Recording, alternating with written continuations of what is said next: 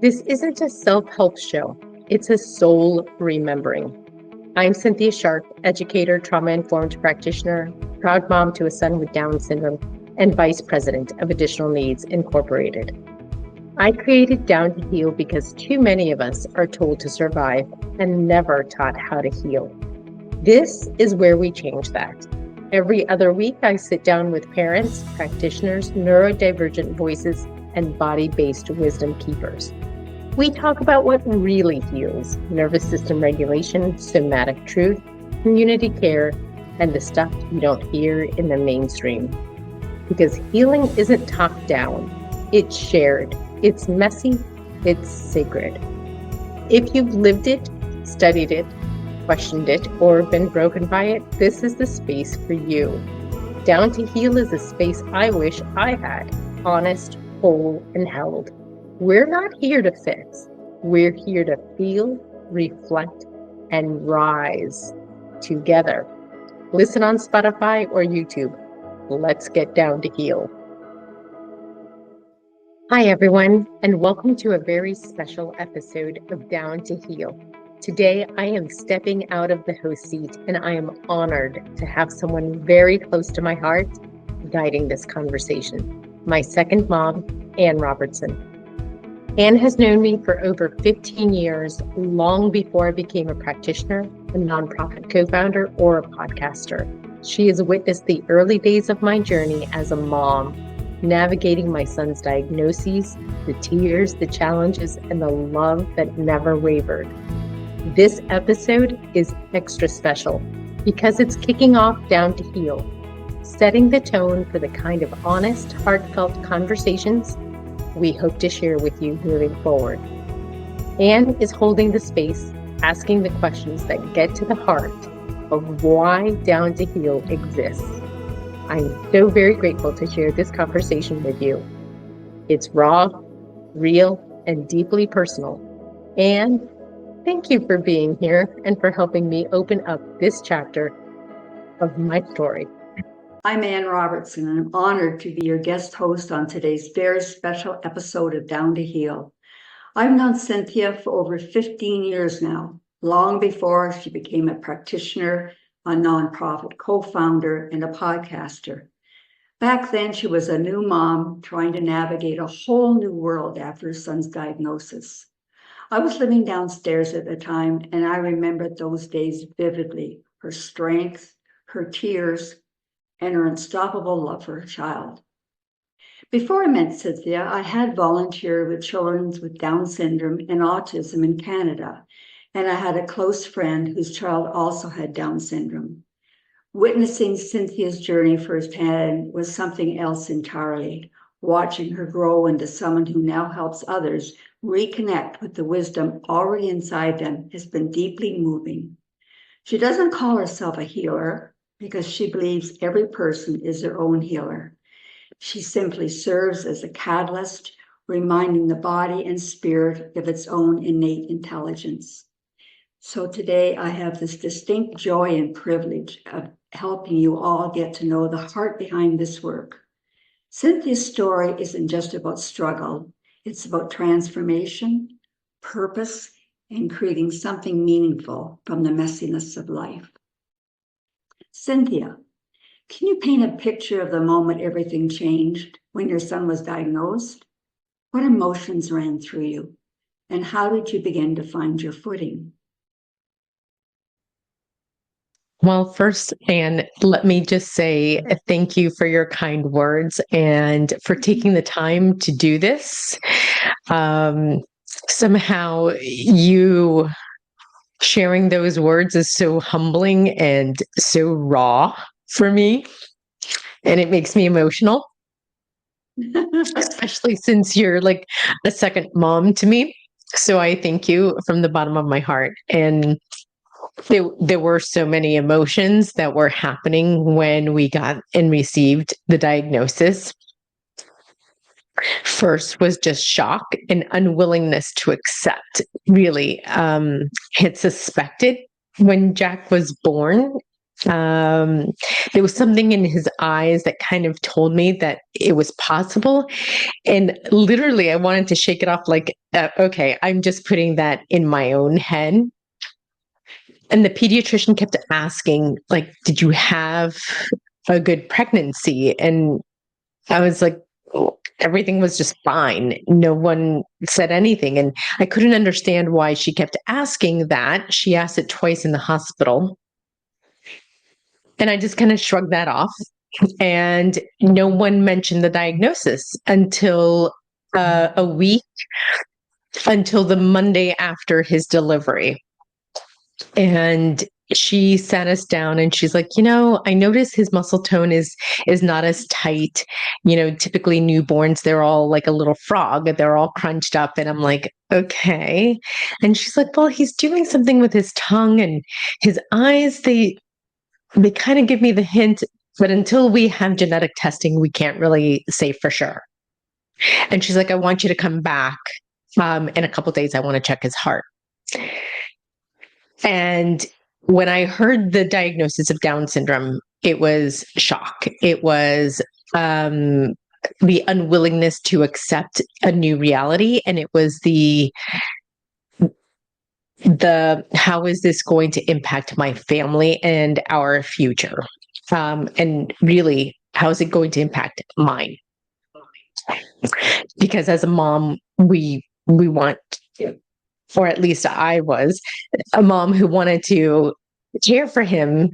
And I also wanted, in the end, to have freedom. So I almost didn't know what that reality would look like. And I wanted to not accept it. So I went to a new pediatrician just to see. No joke. Scheduled with another pediatrician, like, please tell me my son isn't with Down syndrome. And I didn't mention the diagnosis, and she didn't mention it either. And she cleared him and was like, he's fine. And I went to cancel with the original pediatrician, and she wouldn't let me cancel. She's like, I'm telling you, you need to come back and I want to see him. It's okay that you scheduled with another pediatrician. But I have some concerns about his heart and I need you to come back. Not knowing that children with Down syndrome, 50% of them are born with congenital heart disorders. So that was a Friday afternoon. And no joke, she looks at us and says, his heart has changed. I need to call the pediatric cardiologist. There's one in town. Let me see whether or not he is still in his office. And as soon as she got off the phone, you need to head there now. It wasn't an option. And I was begging in my mind, like, please, please, please, let's not make this real. And it was the longest drive. And I think it was the most vulnerable one where I'm calling my own mom crying and saying, they think he's with Down syndrome. Like the whole world just turned upside down. And when the cardiologist saw him, he was like, did you have prenatal care? And I was like, so offended, going, of course I did. It was a diagnosis. His heart was a diagnosis that would have been seen typically in utero and diagnosed. Yet through all the ultrasounds that we had, it wasn't seen. Even though I kept asking, how's his heart? I had a suspicion. It was never diagnosed. So he was meant to be here. And right. We don't realize, I think the general public doesn't realize that 90% of the pregnancies that are diagnosed in utero have typically been terminated. So when you consider that, right, when they're given the diagnosis of Down syndrome, there's just a shock, there's a trauma, there's a stigma to the diagnosis, unfortunately. And we've been taught what Down syndrome is. And I didn't want to align with that throughout my life. Because I was like, wow, what if we actually questioned that reality and started thinking outside the box? And if I know from being a teacher, if you set a level high enough for a child, it is amazing, not to the point of frustration, but it is amazing what they will do to rise up and say, look, I can do this, right? And I wanted that for him, not knowing that it would do it for me too. There you go. It's amazing, isn't it? Well, I had the privilege of watching those first chapters unfold. From your eyes, what does love look like during those long, uncertain days? It was a lot of worry. It was a lot of selfishness, to be perfectly honest. Like, I was really in my head and worried because of the fear of what if he won't be able to do this? What if? And I really had to take moments for myself and the internet was so brand new at that time, to look for individuals with Down syndrome who were accomplishing so that I could have hope, that I had a little thread of hope to hang on to pull me through. And thank God I had my husband, because I literally cried on him a lot, and probably every single day until I actually calmed down. And it really took some synergy between Jack and I of realizing, okay, he's doing this and he's showing me his own little accomplishments, even as a baby. And it was so challenging being a teacher who taught kids who were talking to then be a parent. I thought, oh, I've got this. I'm a teacher, right? Parenthood just throws that all out the window. I just want to like be real. Like, I was so unprepared.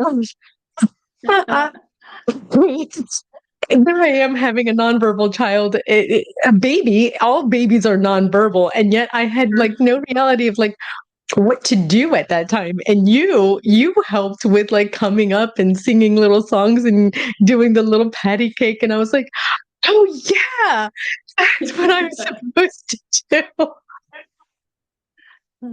Well, was there a single moment or a quiet realization when you knew surviving wasn't enough and you really were called into something deeper?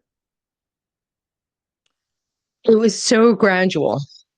It was so gradual. And I'm grateful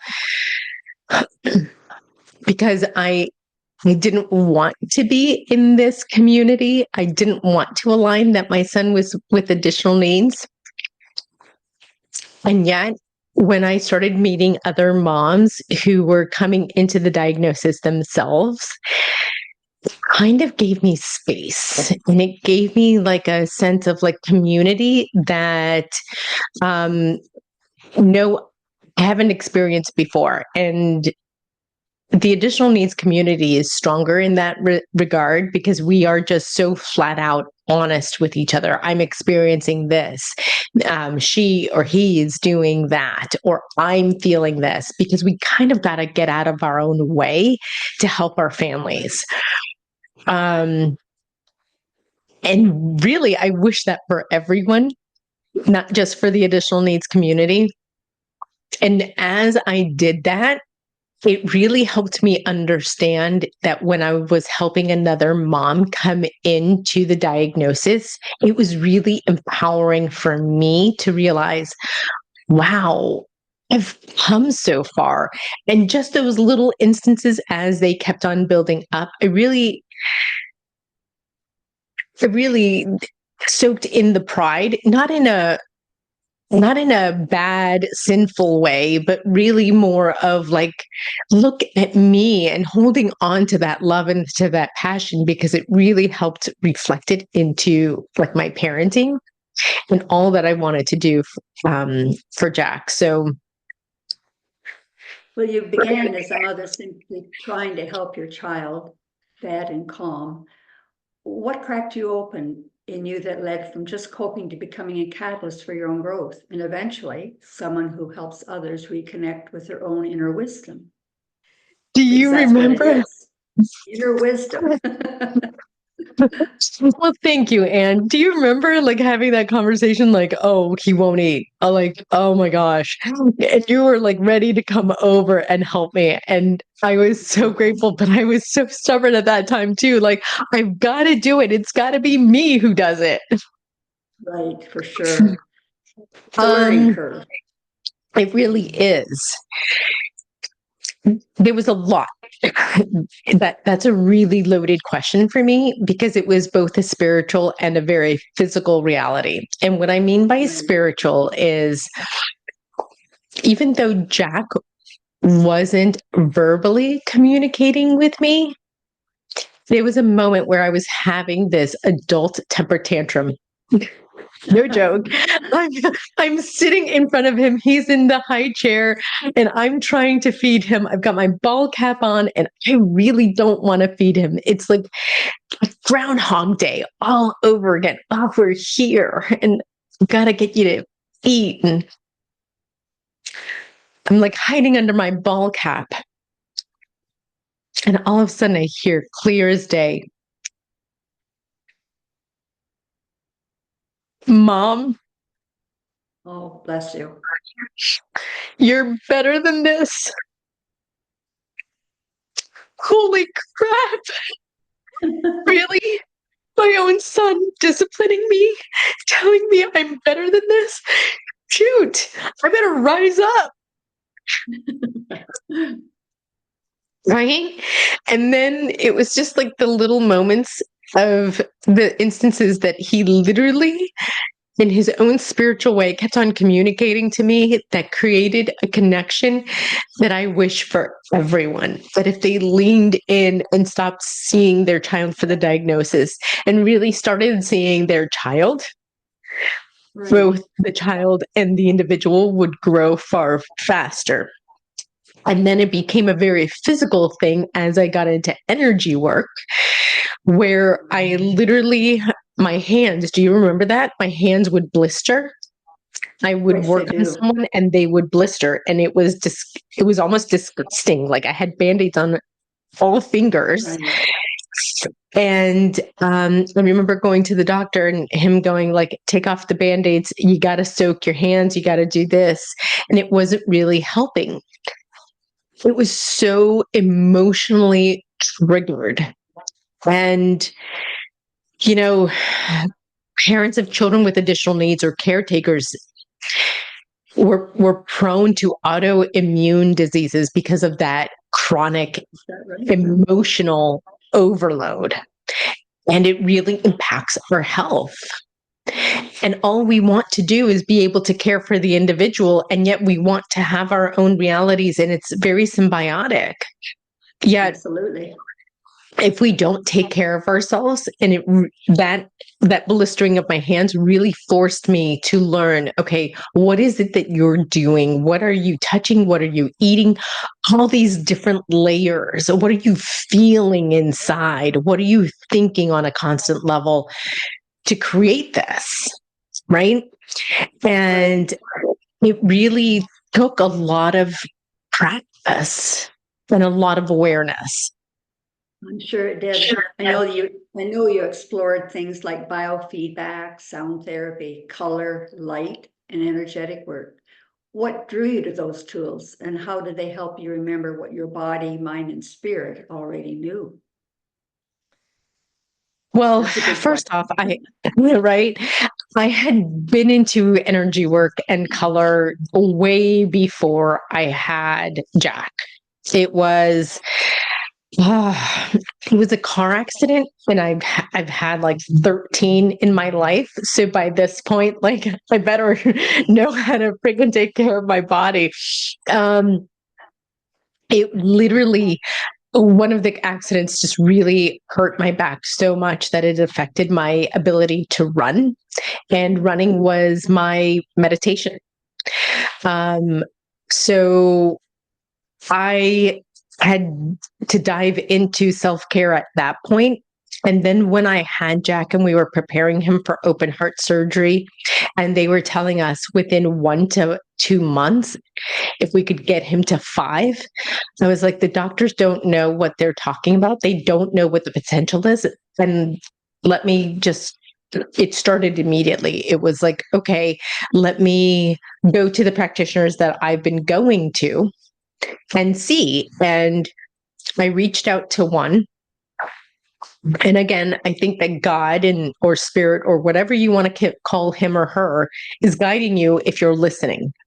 And I would go to the doula, who was a massage therapist who did quantum energetics at that time. And when I walked in her office, another practitioner's name would come to mind, and the voice was just clear as day. You need to go to this individual. And so by the second call, the second voice, the second time that I had gone to visit this person and I heard it again, I made the call and said, this is the situation and this is where I'm at. Can you assist me? And she was the one who said, Cynthia, I'm going to teach you. And when I would go in, she would say, you can do this. And for me, it was like, I don't have any power. You do it. Yet, this is the funny part. This is a conundrum. I would tell her what to do and say, no, you do it. That's funny.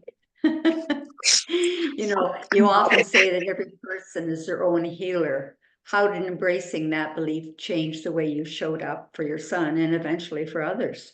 So interweaved, right, in that philosophy of holding a child higher because of the educational background that I had.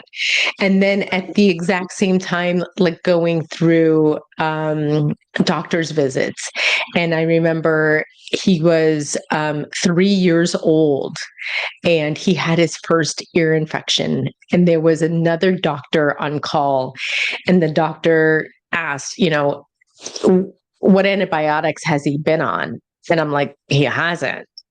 Now, this is a child with Down syndrome, and children with Down syndrome, autism, neurodivergence, they're typically immune compromised in some way. So for him, and I could hear the shock in his voice, like, how have you done this for 3 years without having him on antibiotics? No one, not me, nor you. The only one who knows is God, right? And yet we still have our free will, knows what our reality is going to be.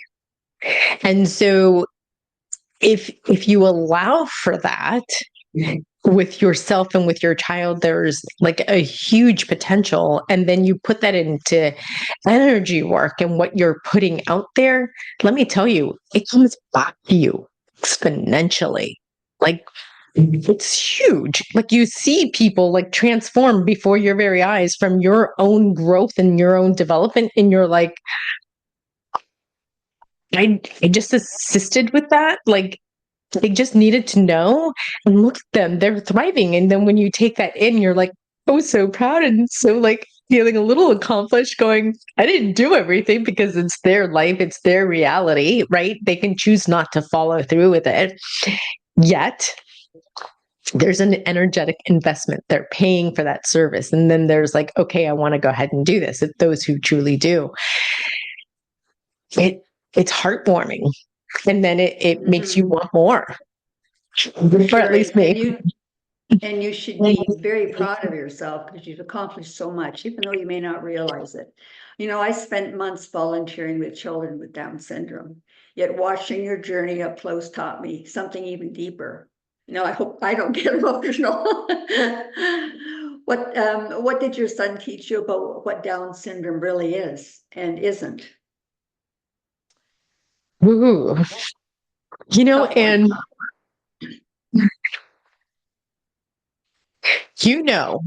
how difficult it was for me to accept the diagnosis. Absolutely, as it would be for anyone, right? Some seem to accept it a little bit easier. I think it took me kind of like kicking and screaming and dragging and crying and not really kicking and screaming, but really more of this is not what I wanted. And like I said, I had some adult temper tantrums. You being downstairs was like God's blessing to me. Thank you. Because of your experience on motherly levels and on working with the additional needs community, Right. you could appease me in a way, and you could tell me that's not necessarily true. And I think everyone needs a support system that holds space for them. And that's what you were doing. You were saying, I understand, I hear you, I've walked that path too. And I think, and I may be putting words in your mouth right now, that you saw a bit of yourself in me. And I wanted to see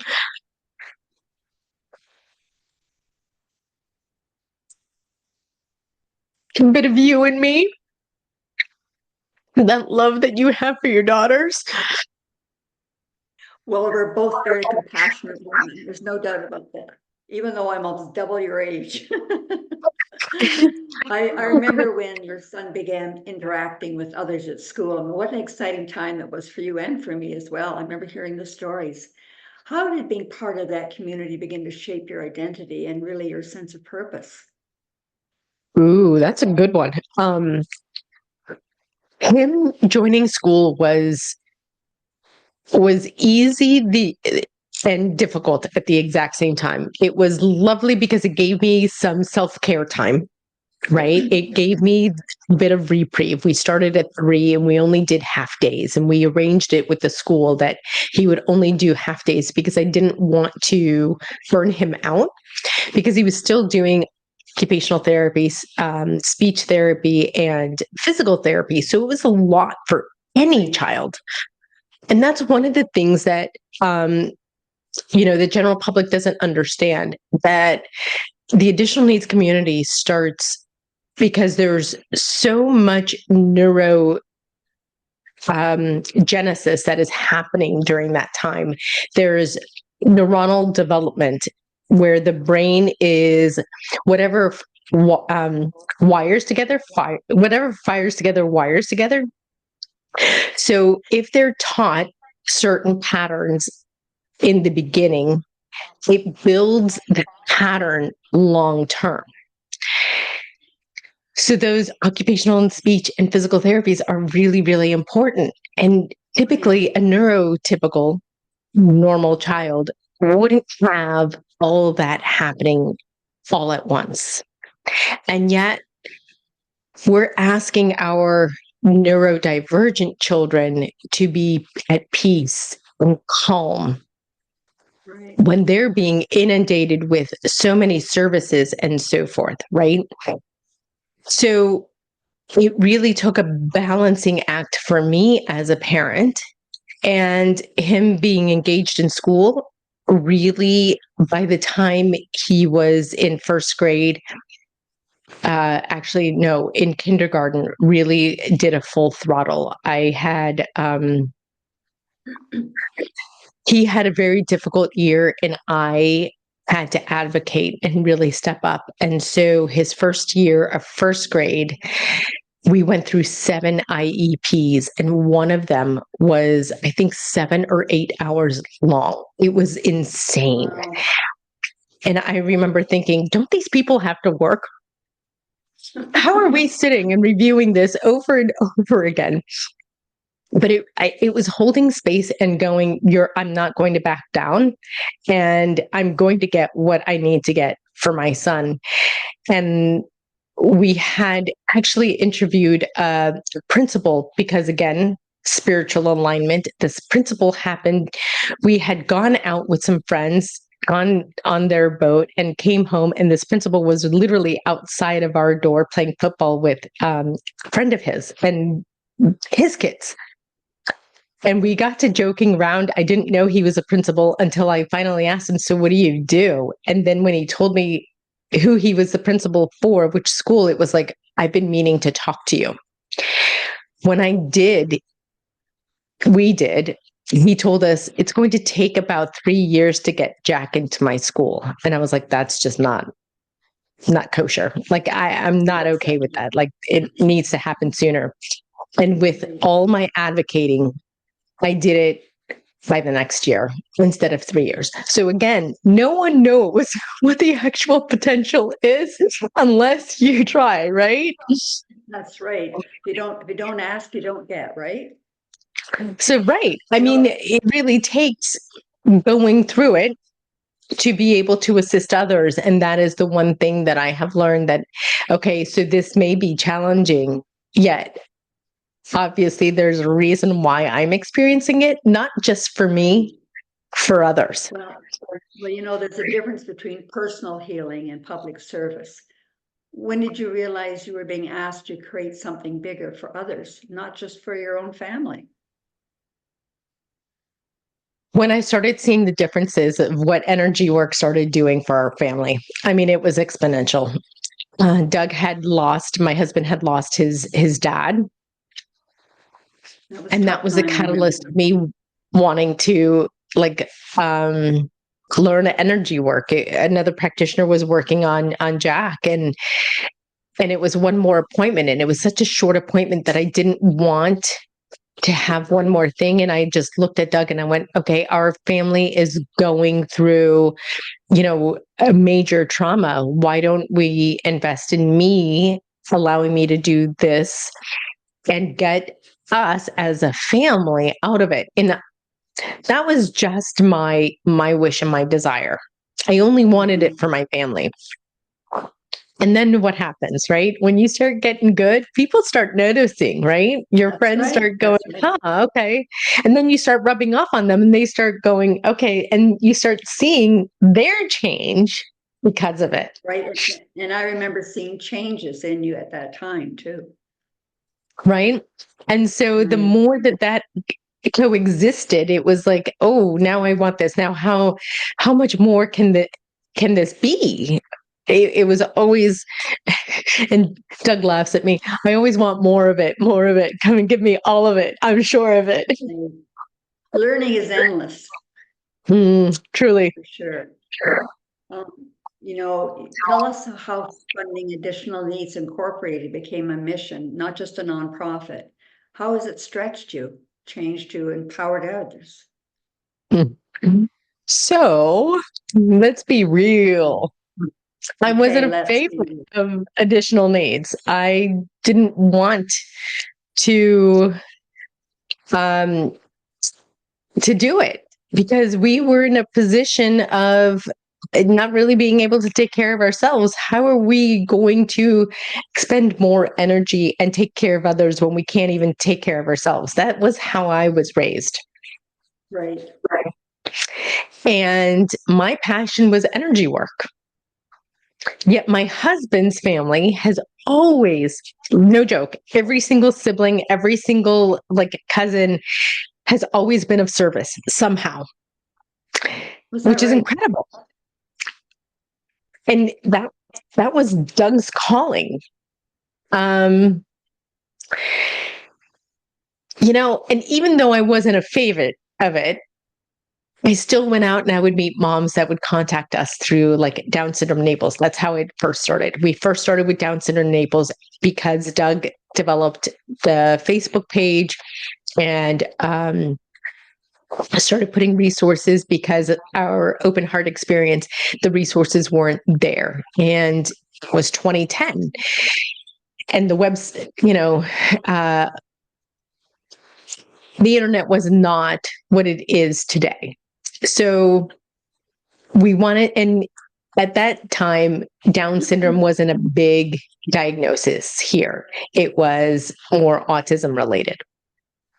So Doug really took the initiative to make it more helpful for other parents. And we would get contacted through Facebook, and parents would be like, okay, I'm new to the diagnosis. Can you help me? And the more that I did that, the more that I was helping him, he started seeing what the possibilities were. And Additional Needs now oh my gosh, the potential is beautiful, what we're trying to create. And again, it's developed from our own experience of me not being able to return back into medical sales. Literally from day one, struggling to feed Jack. That was like breastfeed, bottle feed, any kind of feeding was just exhausting for both of us, because at that time Jack was running, his heart was working so fast and it was burning through all the calories. So we had to measure everything and work with the pediatrician and do like 3 visits per week to make sure that he was gaining weight. It was intense, and I don't wish that for anyone.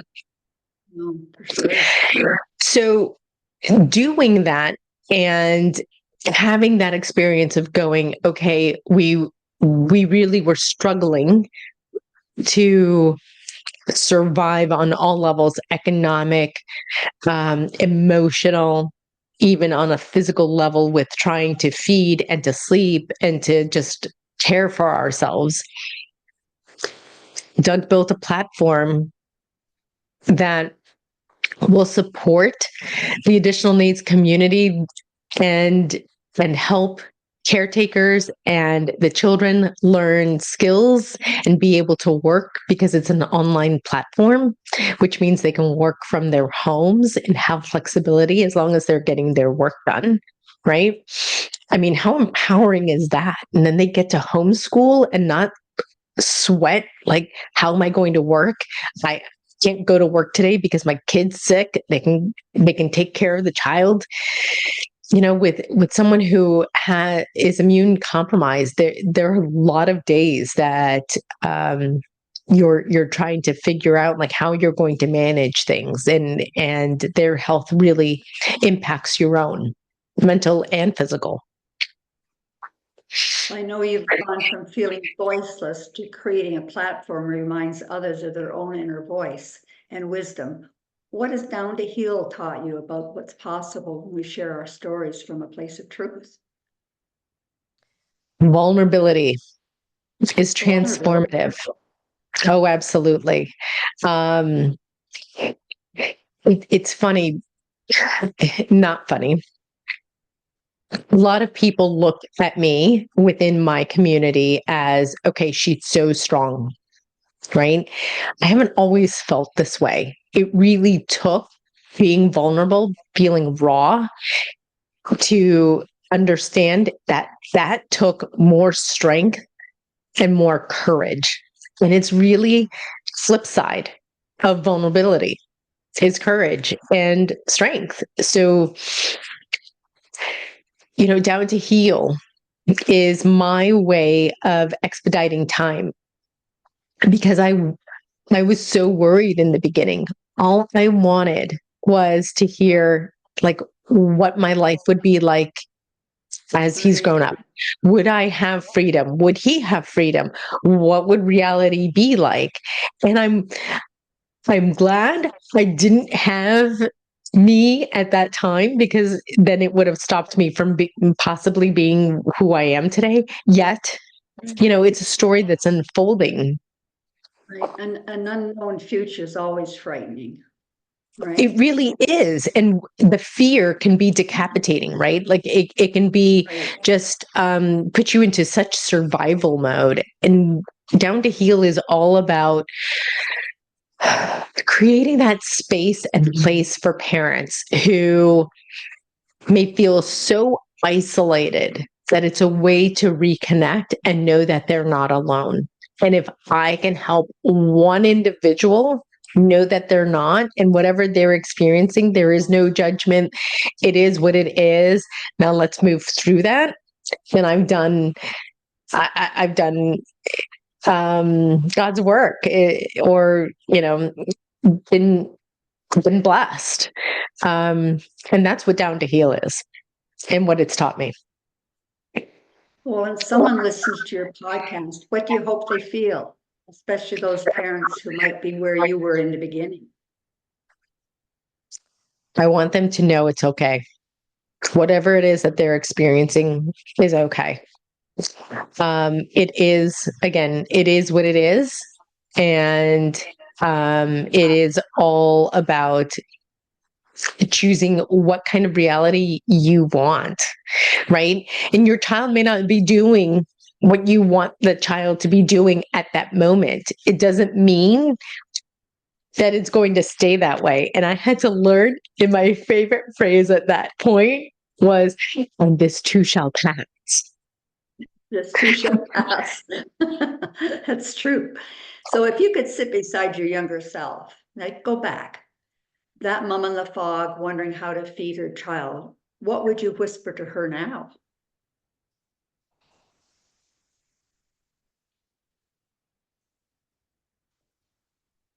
You're far stronger than you think you are. That's true. And you have a greater purpose. Yeah, that's true. And you are absolutely blessed. You may not know it. You are truly blessed. Well, watching you now is like seeing someone who answered their soul's call. When you look back, what are you most proud of reclaiming or healing in yourself? Healing transgenerational trauma. And if you think about that, that really, like, I think every individual on this planet is doing that, but maybe not. We are taught so many things as a child. Our parents unconsciously, knowingly or unknowingly, teach us things that we take on and say this has got to be the reality. And there are certain patterns that are, continue, abuse, behaviors, whatever. I remember the day my mom looked at me and said to me, "I'm sorry I wasn't kinder to you." Mm. And I knew what she meant, and I didn't want her to sulk in it. And I just knew, like, she had her own experience with me. I knew what I wanted to have with my son. I Right. wanted to have a relationship where I loved him and he would know that he was loved, right? Not to question it, not to feel that love was withdrawn because of a diagnosis. And it's funny to see him now. Like, I didn't have the, I can't think of another word, but to say the cojones that he has right now. Like, he has like a strength within him that just makes him feel like he could just ask for anything. He can say what he needs to say, even to us, in a respectful way. And still, like, it's strong and invulnerable at all at the exact same time. And I love seeing that. And that's what I wanted for him. What legacy are you building, not just in the work you do, but in the love you give, the courage you model, and the story you've chosen to tell us? Legacy. I think of legacy as being dead. I don't know. Really, I think of it as being that kindness resonates, right? We can be nice to each other. That's not going to change a reality. That's not going to shift the world.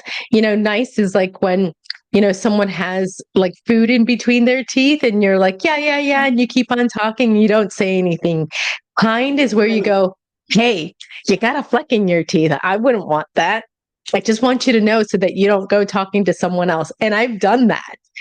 Now, that's what I want, right?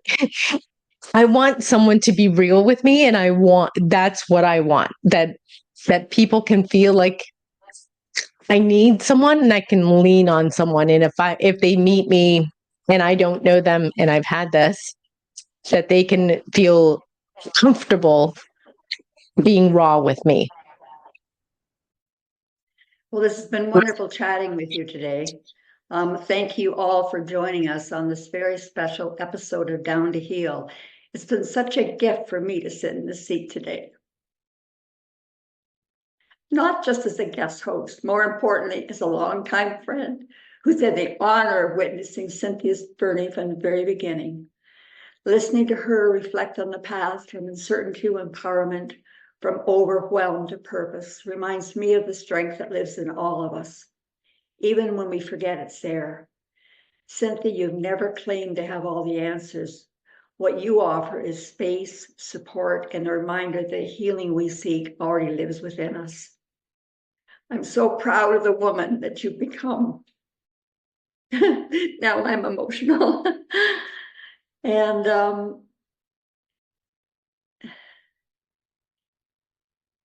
I'm so proud of the woman, I just can't tell you. And the impact that you're making through Down to Heal and Additional Needs Incorporated. If you're walking through something hard right now, I hope this episode helps you, our audience, feel a little more seen, a little more supported, and a lot less alone. Thanks for listening, and until next time, keep tuning in to the wisdom within. Thank you for joining us. Goodbye. Healing doesn't belong to one person. It belongs to all of us. It lives in how we care for ourselves and how we show up for each other.